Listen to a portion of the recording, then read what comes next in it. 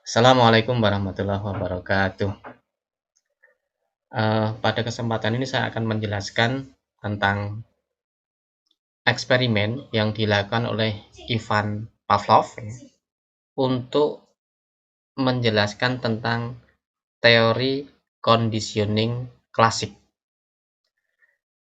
Nah, Ivan Pavlov menggunakan seekor anjing atau binatang ya untuk menjelaskan teorinya itu.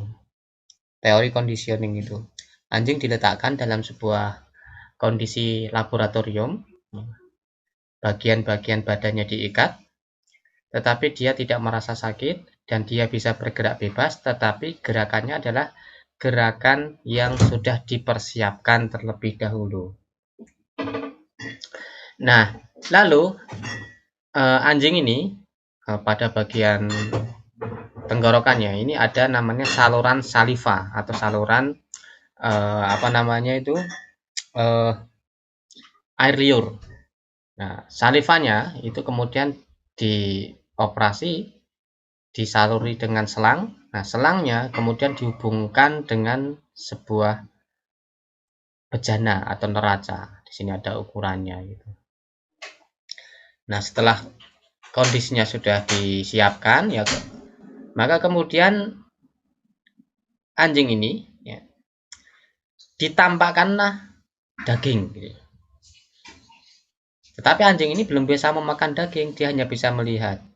Maka daging ketika diletakkan lalu dilihat oleh anjing, spontan atau secara otomatis air liur anjing ini keluar dan terlihat di neraca atau di bejana ini.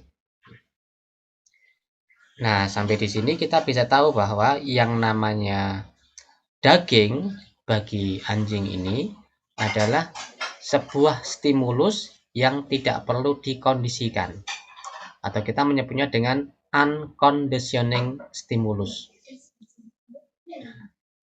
Air liur sebagai responnya. Nah, respon yang keluar karena anjing melihat daging ini disebut juga dengan unconditioning response. Tidak perlu dipelajari secara otomatis kalau anjing itu melihat daging, dia mesti akan keluar air liur gitu. Nah, kemudian Pavlov ingin menjelaskan conditioning itu. Lalu dia kemudian membuat suara dengan suara bel gitu. Nah, antara suara bel dengan anjing ya, stimulus berupa suara bel dengan respon yang dilakukan anjing ini kan tidak berhubungan. Terbukti dengan ketika anjing itu diperdengarkan suara bel, maka anjing ini tidak keluar air liurnya. Terdengar suara bel, anjing ini tidak keluar air liurnya. Nah, Pavlov ingin menjelaskan conditioning itu akan didengarkan suara bel. Ketika anjing mendengarkan suara bel, lalu anjing itu mengeluarkan saliva atau air liurnya. Nah, kemudian suara bel dibunyikan atau diperdengarkan pada anjing ini. Sesaat kemudian diberi daging. Suara bel dibunyikan lagi. Sesaat kemudian diberi daging. Nah, kejadian itu berulang-ulang agar terjadi asosiasi antara suara bel dengan anjing. Nah, pada percobaan yang sudah disiapkan ini, lalu suatu ketika diperdengarkan suara bel, tetapi tidak ditampakkan daging. Nah, hasilnya menunjukkan ketika anjing ini mendengar suara bel, maka keluarlah air liurnya. Yang semula kalau terdengar suara bel, anjing ini tidak keluar air liurnya. Tapi karena telah terjadi asosiasi dalam bahasa learning atau pembelajaran, kita menyebutnya sudah terjadi proses pembelajaran gitu. Maka kemudian ketika anjing ini mendengar suara bel, lalu dia mengeluarkan air liur. Suara bel ini yang didengarkan anjing ini adalah suatu stimulan yang harus dikondisikan atau conditioning stimulus.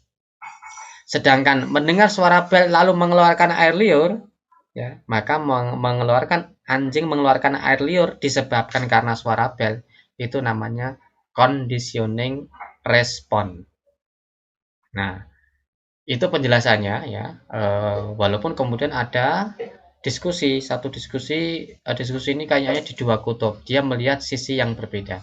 Ada yang mengatakan, "Duh, kita kan manusia. Mengapa percobaannya dengan menggunakan binatang? Kan kita beda." Itu namanya teori ini namanya dehumanisasi. Itu bagi yang pendapat di satu sisi. Di sisi lain ada juga yang berpendapat bahwa binatang ini hanya merupakan cara untuk melakukan eksplanasi atau penjelasan. Ya. Pada dasarnya proses belajar itu yang harus dipahami, bukan binatangnya. Nah, bagi kita tidak perlu mempertentangkan dua pendapat tersebut, tetapi kita memahami bahwa proses belajar itu perlu dikondisikan agar peserta didik dapat memiliki kompetensi yang telah kita tetapkan dalam proses learning atau dalam proses pembelajaran itu. Ya. Nah, tentang bagaimana caranya, kita akan menyesuaikan dengan situasi dan kondisi yang ada. Ya, demikian yang bisa saya jelaskan. Ada kurangnya saya mohon maaf. Saya akhiri. Wassalamualaikum warahmatullahi wabarakatuh.